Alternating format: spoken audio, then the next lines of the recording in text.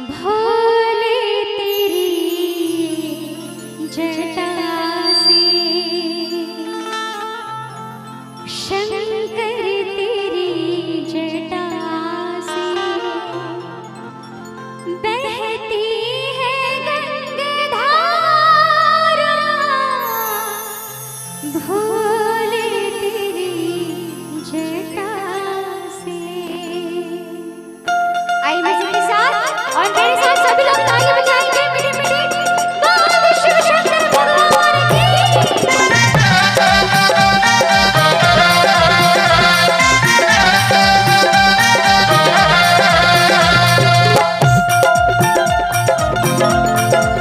क्या बात।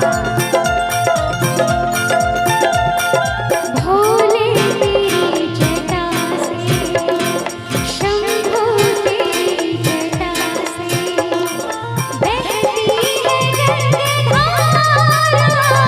भोले तेरी जटा से बहती है गंगाधारा। शंकर तेरी जटा से, भोले तेरी जटा से बहती है गंगाधारा। भोले तेरी जटा से बहती है गंगाधारा। काली गुफा के अंदर, ओ काली गुफा के अंदर गजदामिनी उजारा। भोले तेरी जटा से बहती है गंगाधारा। शंकर तेरी जटा से।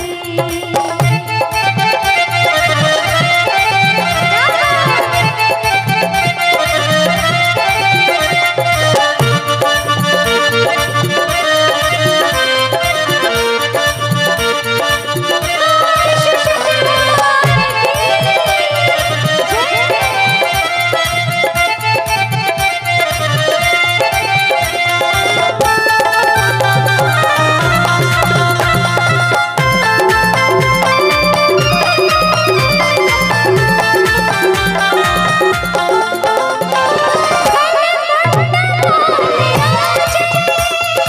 शशि भाल में विराजे भोले।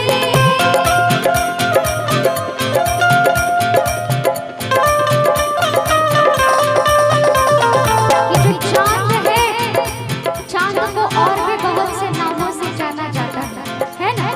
जैसे कि चंद्रमा है ना, और शशि, शशि के नाम से भी जाना जाता है ना। बड़ा प्यारा सा भाव।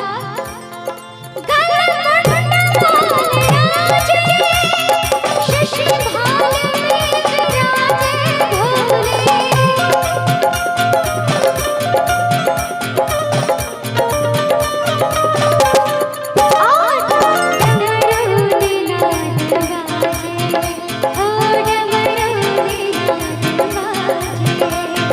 गढ़ में त्रिशूल धार।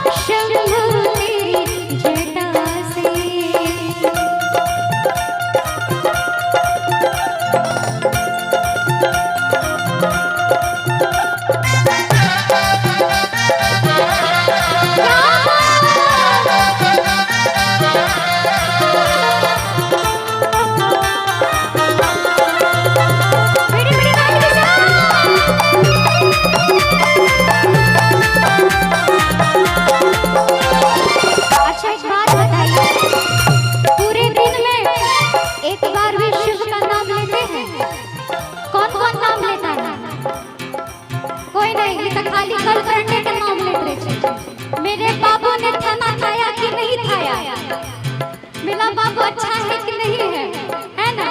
बाबू समय में दिन बीत जाता है ना? भगवान को याद करने का टाइम ही नहीं मिलता। आप करते हैं? और कौन करता है? कौन कौन दिन में चाहे एक ही बार सही लेकिन महादेव जी का नाम लेता? कौन कौन लेता है? आप बस 10 जन। इधर 12 हो गया, और 13 14 15 हो गया, और ओ बुढ़वा तो खाली बुढ़िए के नाम ले फलाना के मां एक अच्छी है ना? और कौन नाम लेता है? देखिए शिव नाम उच्चारने से क्या होता है? पाप मिट जाता है। बड़ा प्यारा स्वभाव है। शिव नाम जो उच्चारे सब पाप नाश करे भोले।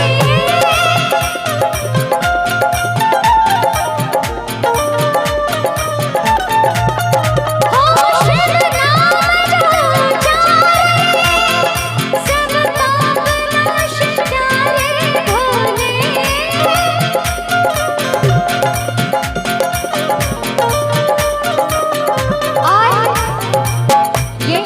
अंतिम भजन है ना? इसके बाद चलेंगे रंगारंग में, जो सुनना है आप लोगों को, है ना?